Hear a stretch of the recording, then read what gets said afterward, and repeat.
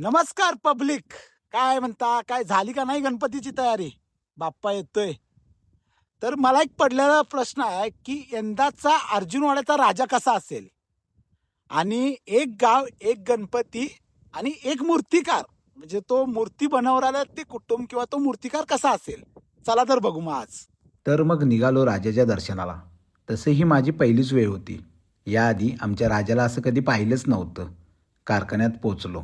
पोचल्यानंतर राजाला पाहताच डोळ्यात पाणी आलं. राजा अजून पूर्ण तयार झालाच नव्हता. नंतर त्यांना बोललो, आमचा राजा बनवताना तुम्हाला कसं वाटतं? अर्जुनवाडच्या राजा गणपतीचं आम्ही ज्यावेळी काम चालू करतोय त्यावेळी अगदी भक्ती भावनेनं आणि उत्साहानं काम आम्ही करत असतो. गेली 80 वर्षे ही परंपरा आम्ही जोपासत आहे. आमच्या वडिलार्जित पासून ही परंपरा चालू आहे आणि आमची तिसरी पिढी आता ह्याच्यात आहे. मला वाटतं की यंदाचा अर्जुनवाडचा राजा हा डोळ्यात पाणी आणि डोक्यावर कृपेचा आशीर्वाद घेऊन आलेला आहे.